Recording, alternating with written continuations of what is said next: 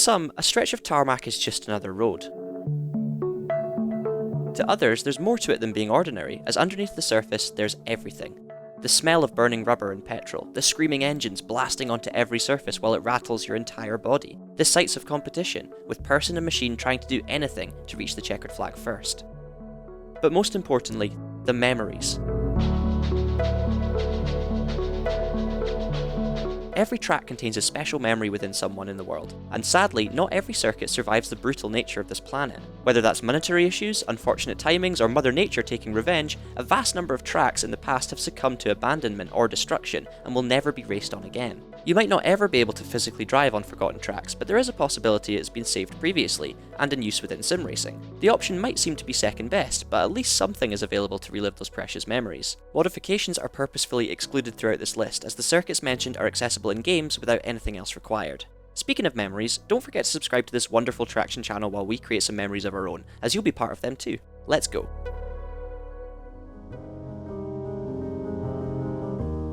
Starting out with the world's first purpose-built banked motor racing circuit. Brooklands circuit opened in 1907 and boasted an impressive 30-degree banking along its 2.75-mile layout. A 24-hour race was hosted a few weeks after its opening, which led to the inspiration of the Indianapolis Motor Speedway, opening only 2 years later. Ever heard of that one? The venue also transformed into one of the UK's first airfields in 1909, and eventually became a major aircraft production centre a year later. World War I arrived in 1914, which led to the closure of the circuit and its transformation into a military aviation production hub. Once the war ended and the circuit reopened in 1920, repairs to the track were made and it became involved with the Grand Prix motor racing event, later known as Formula 1. Eventually, in 1939, the circuit held its final race in August and closed for good due to World War II. Brooklands became a hub for military aircraft once again, which eventually became extensively damaged due to enemy bombs and hasn't been driven on ever since. Remnants of the circuit are still around as of today. The layout is clearly visible when viewed from above, and parts of the track are owned by the Brooklands Museum, allowing accessibility to the public. Ride events are frequent throughout, taking place on the test hill and home banking, and the circuit is incredible up close. With parts of the track demolished or missing, it would be impossible to laser scan the entire track.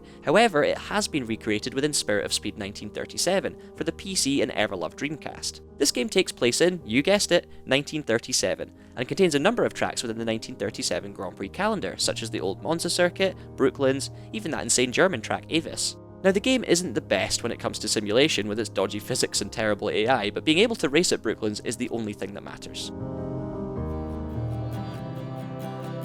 One of the most recent and well-known additions to iRacing is the North Wilkesboro Speedway. Based in North Carolina, this oval circuit opened in 1947 after its creator, Enoch Staley, was inspired by a stock car race and set to work building the venue over farmland. With its unique downhill start-finish straight and an uphill straight opposite, the track was a prime venue for hosting many NASCAR events, with Bob Flock taking the first victory. Fast forward to the 90s and the circuit wasn't in great shape and became unsuitable for modern day racing. Enoch sadly passed away in 1995, with the track ownership eventually transferring to Speedway Motorsports Incorporated, leading to its closure a year later. Many attempts to revive the circuit were made, with a group forming in 2005 aptly named as Save the Speedway, that managed to hold a few events at the track but succumbed to closure once again. The abandoned circuit has not been raced on since. Eventually, in 2019, Dale Earnhardt Jr. sought the help from the Vice President of iRacing, Steve Myers, and got to work with cleaning up the track alongside extra help provided by volunteers. Since its abandonment for over 7 years, the track had become overgrown throughout, with mud, weeds and all sorts, so every inch of unwanted debris had to be cleared in preparation for laser scanning. The year 1987 was chosen for the Speedway to be relived as.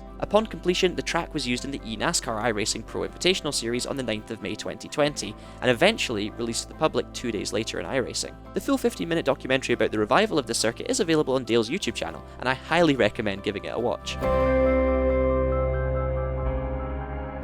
Featuring the largest banked oval circuit within the UK, Rockingham Motor Speedway was formally opened in 2001 by the Queen herself, and became a staple venue for BTCC and Formula 3 events. The circuit featured a whopping 7 layouts, alongside an area specifically designed for wet and slippery weather handling. It also appeared in motoring TV shows such as Top Gear, where the ex-presenters were involved in a track day while they undertook an Alfa Romeo challenge. The oval layout in particular was created to attract American-style races featuring cars such as stock cars, kart, and pickup trucks. The latter still runs events to this day throughout the UK, while the other two series folded in 2007 and 2003 respectively. Eventually, in 2018, Rockingham was sold off and after holding its final events, later converted the track into a logistics and vehicle storage hub. Rumours surrounding its sale claimed to be either competition from other UK circuits, lack of events, or poor atmosphere, considering the circuit was built on a disused quarry site. The venue's conversion sadly led to the cancellation from every event in the future, as plans to demolish the huge grandstands and signage throughout were approved. Long before its expiration, the track had been laser scanned and features in Toka Race Driver for the PlayStation 2. Although you'll have to work your way through the career mode to unlock this track or use cheat codes like we have, the game features both of the oval and infield layouts to race on. The oval in particular is a joy to take on, even if the AI decide it's best to slam the brakes upon corner entry,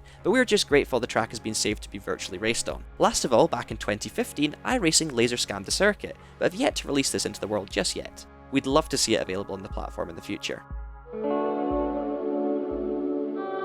Opened in 1962 and located just outside Sydney, Oran Park Raceway was a regularly used circuit within the Australian Touring Car Championship, another motoring series in Australia. The original 1 mile layout was later extended to 1.6 miles in 1974, and featured a unique crossover point in the form of a bridge, looping out and over the track. Aside from the Grand Prix circuit, the venue also contained motocross, dirt and skid pan tracks, as well as a 1,000-foot drag strip. This venue was very popular throughout the 70s, 80s and 90s, but struggled to make it through the 2000s without a hitch. The land was sold to the New South Wales government in 2007, with the final race being held in late 2009. The circuit's 48-year racing history came to an end as it sadly succumbed to demolishment and was later converted into housing. Nothing of the circuit's heritage survived, although certain street names seem to commemorate the track in the form of driver names. Peter Brock Drive, for example, is the main road that runs straight through Oran Park. Luckily, all is not lost, as iRacing managed to squeeze in a laser scan before it was too late, bringing 6 of its layouts to the platform. It was released to the public in November 2012 and eventually became a free track in August 2020 alongside Oulton Park. At the time of making this video, it stands as the 17th most popular road track on the platform, ahead of Daytona Road, Circuit de la Sarthe and more. Go and give it a shot, it perfectly complements low-powered cars such as the Formula V or Pontiac Solstice, as the tight corners and elevation changes provide a great challenge for all skill levels. While there hasn't ever been a Formula 1 race held within Vietnam, let alone a driver or team associated with the country, an announcement was made in November 2018 about Hanoi's inclusion within the 2020 Formula 1 calendar. Bernie Eccleston explored ideas for the country to host a race, but these were abandoned after noticing the failure of the South Korean and Indian Grand Prix events, which led to Liberty Media officialising the idea. The chairman of Hanoi, Nguyen Duc Chung, was the forefront of making the event happen, so a new temporary street circuit was designed by Herman Tilke. This was to be located around the Mai Dinh National Stadium within Hanoi. Being 2020 and all, you can guess what happens next. Construction was almost complete for the track, but with only 21 days left to go until lights out at the brand new circuit, it was cancelled alongside the entirety of the Formula 1 calendar, and was scheduled to return for 2021. Come November 2020, however, the country was excluded from the 2021 calendar following the arrest of Hanoi's chairman due to corruption charges. So where does that leave the track? It doesn't quite exist in the real world, seeing as it's a temporary street circuit, but it is available on F1 2020. Not only are the 2020 teams and drivers available to race on the circuit, but other historic cars too, such as the Williams FW14, Ferrari F2004, McLaren MP4-23, Braun BGP001, and many others. Now, the track isn't a favourite amongst fans with its flat nature and tight corners, not to mention the extremely long straights. However, the option is there if you so choose. Who knows what the real 2020 event would have turned out to be, but you're able to recreate this imaginary race within this game. If you don't own the game and want to see what it looks like, why not check out our Vietnamese Grand Prix tribute on the Traxion YouTube channel.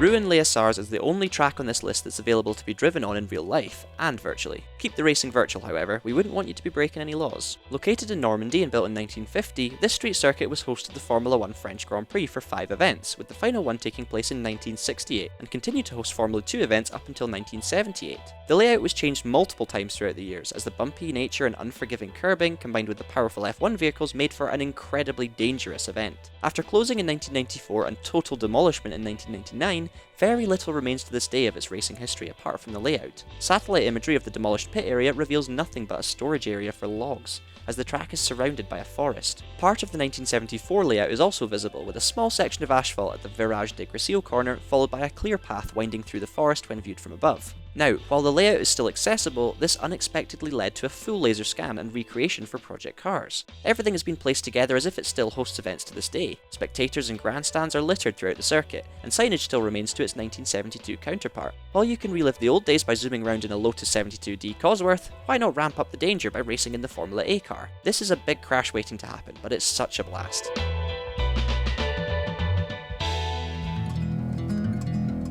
Another Formula 1 track on this list, the Valencia Street Circuit saw an unforgettable highlight within its Formula 1 history, as Mark Webber and his Big Air crash would tell you so. While the circuit hasn't received the best acclaim from drivers and fans alike, there's no doubt the location is gorgeous. Akin to Monaco's circuit, the track takes place alongside Valencia's harbour and port, while also crossing over a swing bridge, yet the lack of overtaking opportunities and flat nature of the layout wasn't anything special. After 5 years of hosting Formula 1 events, Valencia was left in the dust and abandoned after the Catalunya circuit was the venue chosen to host the Spanish Grand Prix. As it stands today, the pit still contains rubber marks from cars screaming out of their pit box, and faded markings of the track, such as the grid boxes, are still viewable. The entire circuit has been deserted ever since the final outing, and its future is non-existent. If you do decide on reliving this track once again, your best bet is choosing an F1 game between 2009 and 2012, as the main series contains the circuit in its entirety. While you can choose to race using the main titles, the best way to experience this track is on, you guessed it, the masterpiece that is Formula 1 Race Stars. Aptly named as Europe Track, you're led through the harbour and surrounding area with tons of comedic elements throughout. The swing bridge, for example, is raised as a ramp. Getting this past health and safety for the real race would have been a nightmare. Nevertheless, it's a nice change of pace compared to the serious nature of Formula 1. Mainly known as the Grand Prix of Cleveland, Burke Lakefront Airport Circuit was host to the late kart and champ car series, running from 1982 all the way until 2007. As it was built upon an active runway, the airport had to be closed for a week around the race to let the event take place, without an airplane rocking up and ruining the fun. On paper, the layout didn't seem anything special, but with its bumpy nature and very wide straights enabling close racing, this track was a special place to race at. With its cancellation in 2008, the runway remains exactly as it is today, as the airport is still in operation. Now, obviously, it would be impossible to set foot upon, unless you were a lucky customer or employee working at the airport, but there doesn't seem to be any evidence of its racing history. While attempts at returning to the venue for racing have been made, every endeavour has been unsuccessful. Experiencing this track is available in the Kart World Series game for the original PlayStation, aptly named Cleveland. During the loading screen, it includes a lovely track map featuring passing zones and trouble spots, with the latter reminiscent of that danger zone graphic in Formula 1 that was absolutely useless. The game handles surprisingly well, and the track is quite accurate compared to its counterpart. Hopefully the track surprises us all with a comeback, as it's incredibly unique and definitely deserves one last chance. That's it for this list, and I hope you found it interesting. Maybe it's brought back some memories associated with these circuits. Please let us know down in the comments below if we have missed any tracks that have been abandoned or demolished that have been saved by sim racing, as we read every single one of them. Don't forget to subscribe to the Traxion YouTube channel, give that like button and bell icon a little slap to keep up with our daily uploads. Thank you very much for watching, and as always, keep it pinned.